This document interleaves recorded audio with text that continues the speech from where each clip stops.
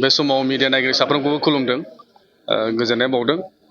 बयहाबो मोनसे चॉइस थायो आरो बे चॉइसफ्रा समजों लोगोसे सोलायबाय थायो।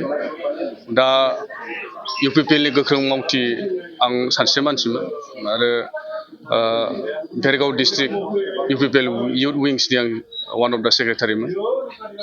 आङो गिबियावनो हामबाय होग्रोनोसो सानदों मानगोनां बारग' बिटिआरनि चिफ प्रमद बर' सारखौ आंनो खाबु आरो समखौ होनायनि थाखाय गावनि पार्टियाव। बे समाव आङो दिनै बहुद माने एनालाइज खालामनानै बा साननानै दिनै बिपिएफ पार्टियावनो आङो, जिहेथु आं सिगां बिपिएफ पार्टियावनो 17 बोसोर थाबोनानै मावखानायमोन, बेनिफ्राय मोनसे टीम नांगौ जायो पलिटिक्सआव थानाय समाव। आरो दिनैनि बे समावहाय आङो इउपिपिएल पार्टियाव दंब्लाबो मावदोंब्लाबो गावखौ हारसिं बायदि मोनो बा टीम गैया बायदि मोनो। जिहेथु माने आंजों फैफानाय माखासे टीमफ्रा बिसोरो थांग्रोजोब्बाय दाखालिबावै बा मास मोनसे मोननै सिगां, सप्तानै सिगां। दा बेनिखायनो जेराव पलिटिक्सआव थानोबा मोनसे टीम नांगौ जायो। दा फुराना टीमफोरा थांनायखाय बे समाव आं दायो बिपिएफजोंनो सिगां मावबोखानायखाय बेयावनो थांफिननोसै होननानै, बिपिएफआवनो थाफिननोसै होननानै दिनै बे आं डिसिसनखौ लाबाय। आरो मोनसे बाथ्रा दङ, अल इज गल्ड होननाय, गोजामानो सना। बेखायनो जोङो जेरावखि थाया मानो गावनि न'खौ गोसोखांफिनबाय थायो आरो। स' बेनिखायनो आं दिनै बिपिएफआव फैफिनबाय।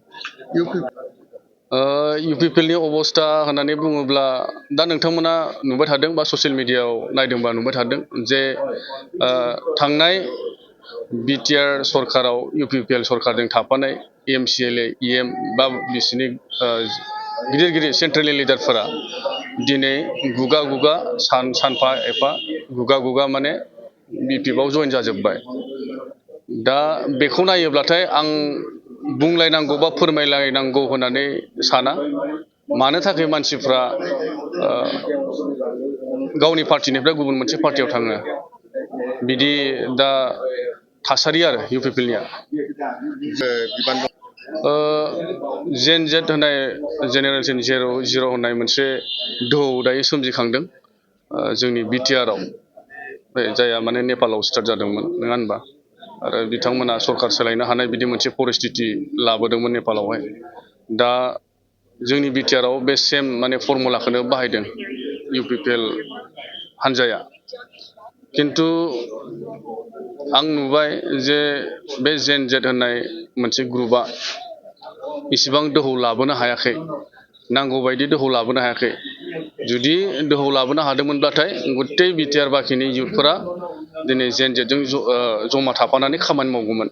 नाथाय दिनै बे समाव जोङो माने 40-60सो नुदों। 40% जेन जेडजों दङ, 60% नोङो रिजनेल पार्टि जोंनि थाखानाय आथिखालनि सरकार बिपिएफ पार्टिजोंनो दङ।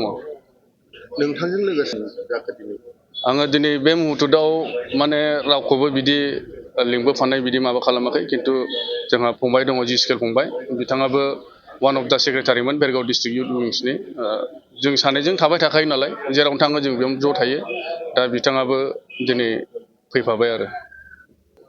दिनै जुदि सुबुं गुथुमाखौ नायोब्लाथाय आरो वेल एक्सपिरियेन्स हिसाबै, जिहेथु माने फुराना थांनाय समफ्रावबो रिहन दैमारि सारा उदालगुरि डिस्ट्रिक्टआव बा उदालगुरि समस्तियाव बियो खनब्रै एमएलए जाखांबाय। बिनि गेजेराव मोननै टार्म्स बिथाङा मिनिस्टार जाबाय। दा बेखौ नायोब्लाथाय बिथांनि अबदान बहुद दङ उदालगुरि समस्तियावहाय, उदालगुरि लेजिस्लेटिभआव। दा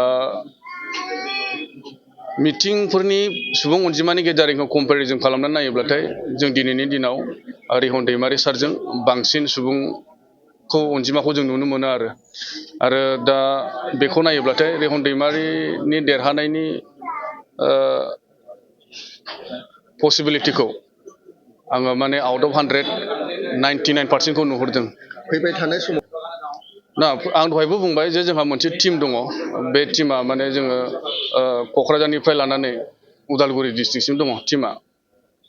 आं दहायबो बुंबाय जे आङो टीमाव हारसिं जाबोनायखाय माने गोजोननाय सुखुनाय मोनाखैमोन इउपिपिएल हान्जायाव।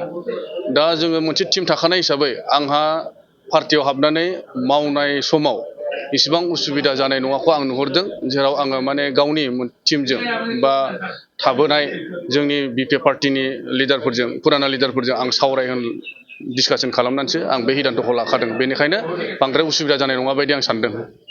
नाय बे थासारिया माने मोनसे समाजाव गाज्रि रिएक्सन लाबोयो। आङो रिकुवेस्ट खालामनो सानदों जे इउपिपिएल पार्टिनि आदामोनखौबो आरो बिपिएल पार्टिनि आदामोनखौबो, पलिटिक्सआ मोनसे कालचार आरो बे कालचारखौ जों नांलाय खमलायजों बुख्रुब बुसिजों माने गुबुंले खालामाबा मोजां जायो होननानै आं सानदों आरो दिनैनि दिनाव।